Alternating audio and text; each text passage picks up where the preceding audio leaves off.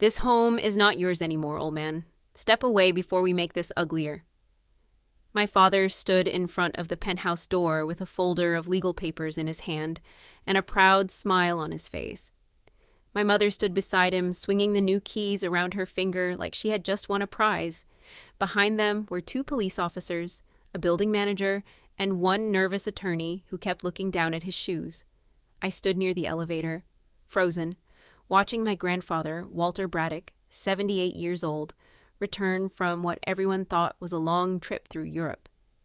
He had built that penthouse with 40 years of sweat, risk, and sacrifice. He had lived there since before I was born, but my parents were ready to throw him out like an unwanted box in storage. My heart was beating so hard I could hear it in my ears. Then Grandpa looked at my father, smiled softly, and said, "Darren, I knew you would try this. That is why I never left the city." My name is Marcie Bellamy. I am 31 years old, and I teach 3rd grade in Philadelphia.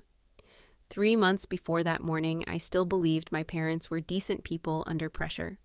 My father, Darren, had lost his job at an insurance company, and my mother, Celeste, was working part-time at a medical billing office. Their mortgage was behind, their credit cards were full, and their pride was broken. Grandpa Walter was different. He was a quiet, self-made man who owned a lakefront penthouse worth about $6.4 million and still wore the same brown shoes he bought 10 years ago. He never bragged about money. He never made anyone feel small. When my parents asked to stay with him for a little while, he said yes because Darren was his only son. I warned him to be careful, but he touched my hand and said, "Family should not have to beg at the door. If you were in my place, would you have trusted your own parents? Or would you have felt that cold warning in your stomach too?" At first, everything looked normal. My mother cooked dinner, my father fixed small things around the penthouse, and Grandpa tried to make everyone comfortable. But after 2 weeks, the disrespect started showing. The family photos disappeared from the hallway. Grandpa's old leather chair was moved into a back room. His books were packed into boxes because my mother said they made the place smell like a dusty museum. One afternoon, I visited and saw Grandpa sitting alone in his study while my parents laughed in the living room with wine glasses and talked about repainting the whole place. When I asked Mom why Grandpa's favorite painting was gone, she smiled and said, "Marcie, your grandfather is too old to care about decoration. We live here now, too." Those words cut me, but Grandpa only looked tired. He whispered, "I let them in because I felt sorry for them. Now they are acting like I am the guest." The real fear began late one night when Grandpa called me and asked me to come over quietly. I found him standing in his study, holding a tiny broken thread between his fingers. He told me he kept that thread near the locked drawer where his will, trust papers, and property documents were stored. It was an old habit from his business days. If the drawer opened, the thread moved. That night it had moved.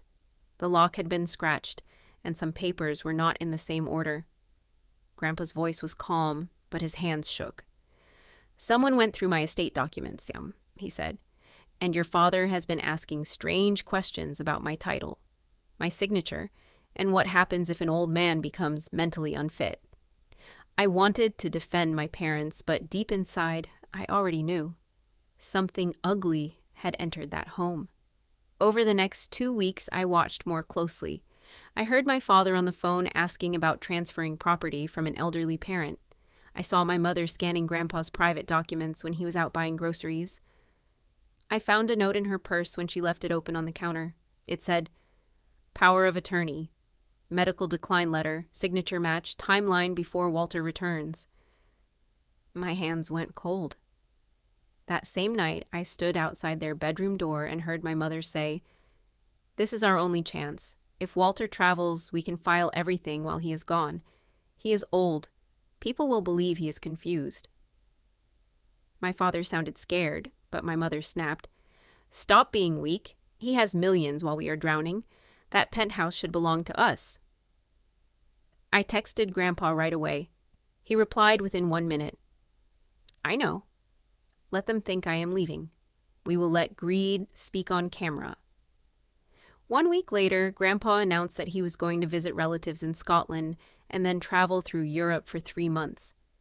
My parents almost glowed with excitement, though they tried to hide it. My father drove him to the airport, hugged him like a loving son, and came home smiling like a thief who had found an open safe. But Grandpa never boarded the plane. He walked out through another terminal exit and moved into a rented apartment 6 blocks away. With him was a private investigator named Raylan Ford, a retired detective with sharp eyes and no patience for liars.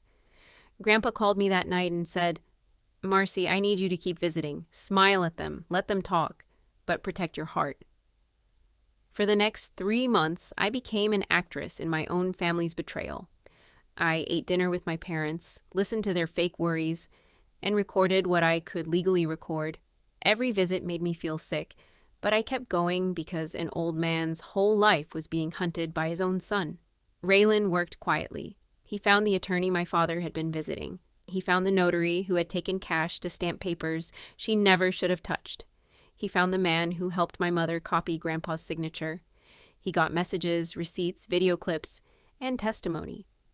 Grandpa also had legal security cameras installed inside the penthouse before he left because it was still his home. Those cameras caught everything. My mother sitting at Grandpa's desk practicing his signature again and again. My father saying, "Once the deed is recorded, he can fight all he wants. He will be too old and tired."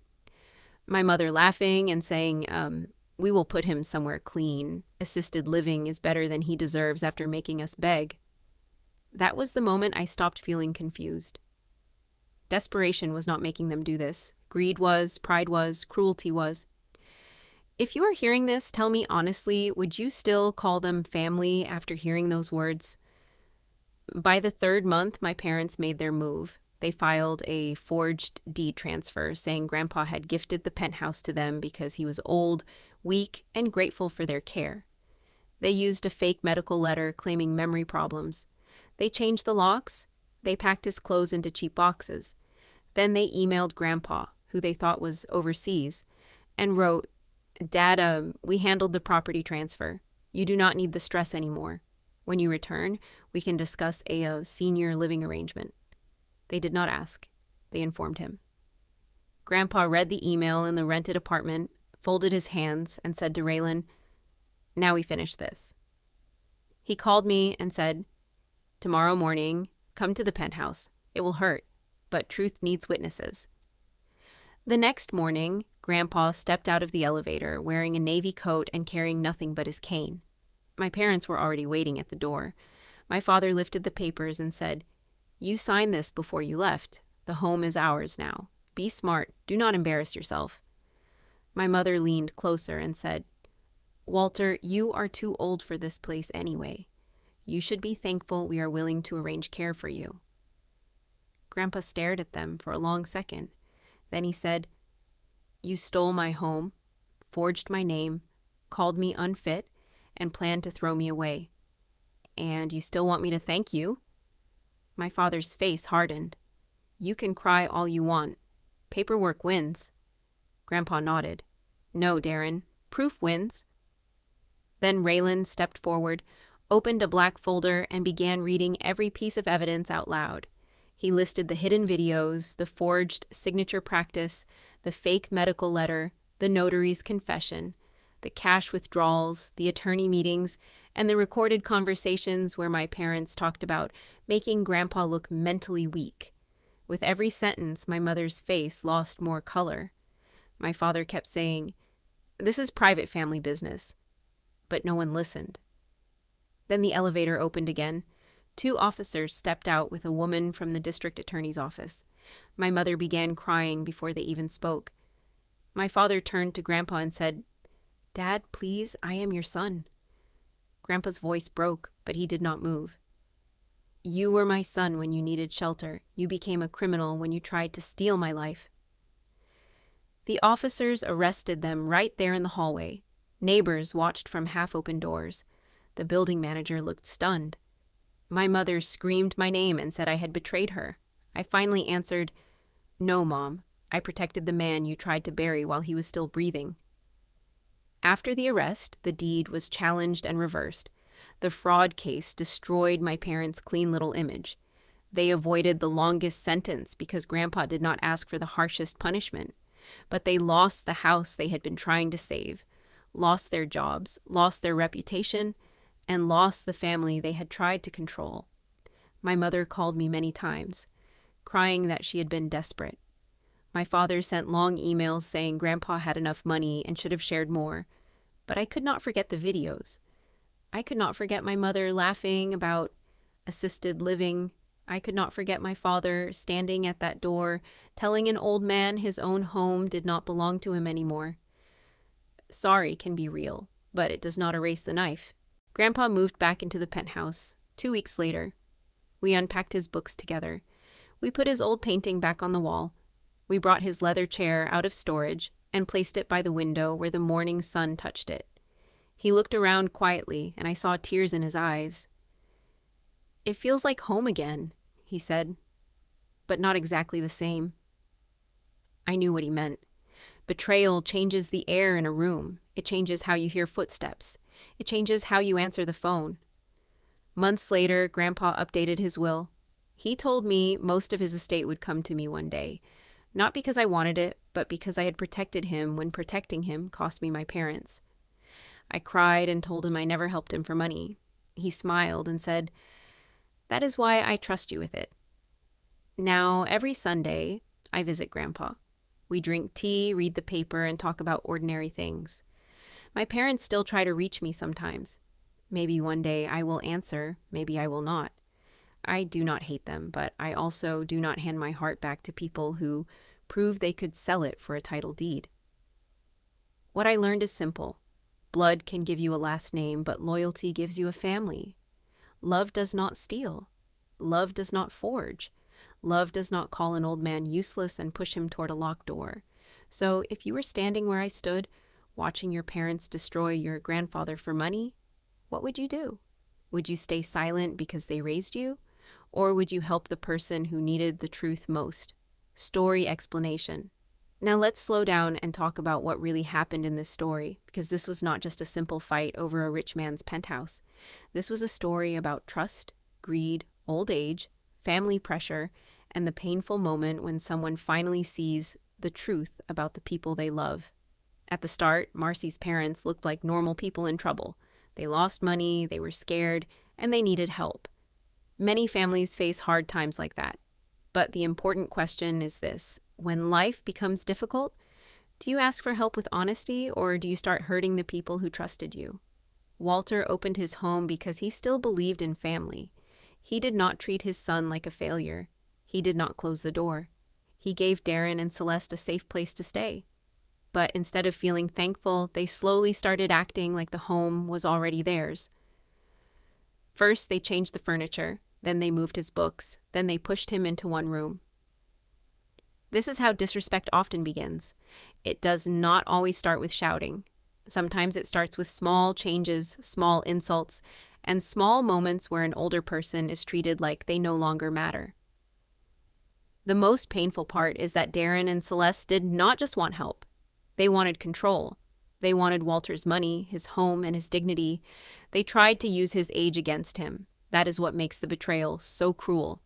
A parent gets older, and instead of protecting him, his own son uses that weakness as a weapon. That is why Walter's revenge feels powerful. He did not scream, he did not beg, he did not fight with emotion only. He watched, waited, gathered proof, and let the truth become stronger than their lies. Marcie's role is also very important. She was trapped between her parents and her grandfather. That is not an easy place to stand. Many people would stay silent because they do not want to go against their mother and father. But Marcie understood something serious. Loyalty does not mean protecting wrong actions. Real loyalty means standing with the person who is being harmed. She did not betray her parents. She protected the truth. That is a hard lesson, but it is also a brave one. The public confrontation at the penthouse was the turning point. Darren thought paperwork would win. Celeste thought age would make Walter powerless. But they forgot one thing. Lies can look strong for a short time, but evidence gives truth a voice. When Raylan opened that folder and listed every proof, the power shifted. Suddenly, Walter was no longer the old man they could push around. He was the owner, the victim, and the person who had been smarter than all of them. The biggest lesson from this story is that desperation does not excuse betrayal. Everyone goes through hard seasons.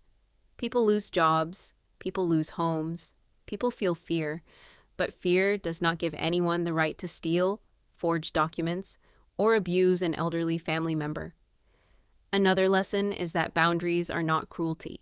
When Marcie refused to answer every call and every emotional message, she was not being heartless. She was protecting herself from people who had already crossed a dangerous line. This story also reminds us to respect older people before it is too late. They may move slower, they may speak less, they may forgive more than they should, but they are not useless. They have memories, rights, dignity, and wisdom. Walter's quiet strength shows that age does not mean weakness. Sometimes the oldest person in the room is the one who sees everything most clearly. In the end, this story is not only about revenge, it is about justice with control. Walter did not destroy his son out of hate. He simply refused to let greed win. Marcie did not choose money over family. She chose respect over blood. And that is the final message. Family is not proven by names, documents, or DNA. Family is proven by actions. If someone loves you, they will not steal your peace. They will not use your weakness against you. They will stand beside you when life becomes hard, not push you out of the home you built. The end